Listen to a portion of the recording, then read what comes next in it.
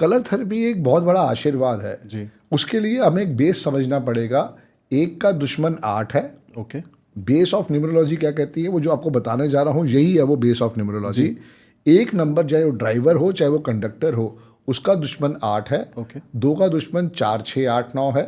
3 का दुश्मन 6 है। ओके। 4 का दुश्मन 9 2 ब्रैकेट में 4 8 है। ओके। 5 नंबर का कोई दुश्मन नहीं है। तभी 80 to 85% लोगों के नाम के स्पेलिंग 5 पे लेके जाते हैं। ओके। और वो 5 नंबर मिसिंग भी होगा, जैसे जैसे आप डेट ऑफ बर्थ चेक करते जाओगे ना, Right. आपको क्लैरिटी आती जाएगी। राइट। 6 के दुश्मन 3 और 9 है। ओके। 7 नंबर का कोई दुश्मन नहीं है। ओके। 8 का दुश्मन है 1 2 9 ब्रैकेट में 4 8। अच्छा। और 9 का दुश्मन है 6 4 2 8 9।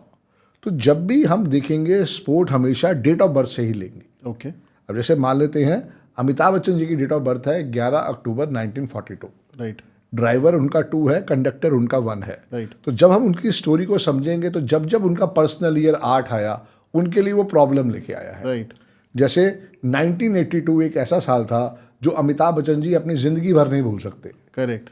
तो 11 प्लस अक्टूबर प्लस 1982 को हम करेंगे तो वो 5 पे आता है। करेक्ट। 11 प्लस अक्टूबर प्लस 1982 राइट। 5 पे आता है। जी। और वही उनके लिए उनको बचा के ले आया मृत्युशैया से। करेक्ट। अगर वो 5 नहीं होता तो शायद अमिताभ बच्चन जी हमारे बीच में ना होते। ओके। तो हमें हर चीज़ फ्रीक्वेंसी जो समझ में आएगी वो डेट ऑफ बर्थ से ही आएगी। ओके। क्या प्लस है क्या माइनस है, नहीं तो हमें कौन से कपड़े पहनने हैं। अब जैसे मैंने ये बताया 1 का दुश्मन 8 है, तो 8 का जो कलर शेड है वो ब्लैक है। अच्छा, तो वो अवॉइड करने चाहिए। ब्लैक और डार्क ब्लू। ओके। क्योंकि ब्लैक और डार्क ब्लू में ज़्यादा फर्क नहीं आता। Right. ब्लैक जो है वो राहु को रिप्रेजेंट करता है। Okay. और 8 नंबर जो है वो डार्क ब्लू को रिप्रेजेंट करता है। Okay. तो 1 नंबर वाले जितने भी पीपल हैं उनको कभी भी ब्लैक और डार्क ब्लू नहीं पहनना चाहिए। अच्छा। 2 वालों को ब्लैक और डार्क ब्लू नहीं पहनना है और थोड़ा वाइट कपड़ों से भी परहेज रखें। अच्छा, हालांकि चंद्र का नंबर है उसके बाद। बिल्कुल Okay. बिल्कुल। 3 नंबर जो है उनको बिल्कुल भी लाइफ में वाइट कपड़े नहीं पहनने चाहिए। अच्छा जी। ओके। क्योंकि 3 का दुश्मन 6 है और 6 का कलर वाइट है। ओके। 4 वालों को कभी भी 100% कोशिश करनी है कि ब्लैक और डार्क ब्लू नहीं पहनना। जितना वो पहनेंगे उतना उनका एग्रेशन बढ़ेगा, उतना उनका गुस्सा बढ़ेगा। अच्छा। उतनी उनकी लाइफ में अनअपॉर्चुनिटीज आएगी। तो उनको भूल के भी कभी लाइफ में ब्लैक और डार्क ब्लू नहीं पहनना। ओके। 5 नंबर एक ऐसा नंबर है जिसका कोई दुश्मन नहीं है। अच्छा। तो कुछ भी पहने अलाउड है उनको। ओके। बट फिर भी मैं कहूँगा कि ब्लैक डार्क ब्लू इतना ज़्यादा ना पहने। पहनने की इच्छा है तो सिर्फ पार्टीज में पहने, अच्छा। अदरवाइज उसको अवॉइड करें। ओके। 6 नंबर वाले को कभी भी येलो और ऑरेंज रंग के कपड़े नहीं पहनने चाहिए। Yellow and orange. Orange okay. वो उनके लिए अवॉइड कपड़े हैं।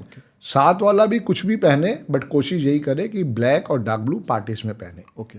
8 नंबर वाले को ऑरेंज रेड की फैमिली और ब्लैक और डार्क ब्लू कपड़े नहीं पहनने चाहिए। अच्छा। 8 नंबर वाले के लिए ये वर्जित है। ओके। और 9 वाले के लिए black dark blue and white colour clothes वर्जित है। ओके। अब नाभि से नीचे का हिस्सा इम्प्योर होता है, ओके। वहाँ कुछ भी पहने सब अलाउड है। Black socks, black shoes, black belt, black trouser, अच्छा। ब्लू ट्राउजर सब चलेगा। ओके। ऊपर की साइड पे नहीं पहनना चाहिए। उसका आपको ख्याल रखना जी पड़ेगा। जी, क्योंकि ऊपर का हिस्सा पॉजिटिव होता है। ओके। वही हमारे लिए पॉजिटिविटी लेके आता है। अच्छा, जी तो संदीप जी, जैसे हम लोग डिटेल में डिस्कस कर ही रहे हैं इसके बारे में, कुछ ऐसे कुछ केसेस बताएं जिसमें आपको न्यूमरोलॉजी आपने इतनी सीखी, वास्तु भी सीखा, कोई कुछ चैलेंजिंग केस जो आपके पास आए हों जिस पे आपको वाकई बहुत मशक्कत करनी पड़ी हो और वो चीज़ आपने सॉर्ट आउट करी हो।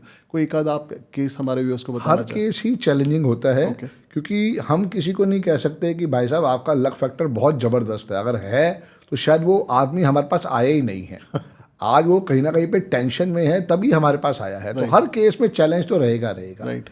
लेकिन उसका अगर फेवरेबल टाइम चल रहा है तो उसका लक फैक्टर चेंज हो सकता है। ओके। ये छोटी छोटी रेमेडीज करके अपने लाइफ में वो अपलिफ्टमेंट ला सकता है।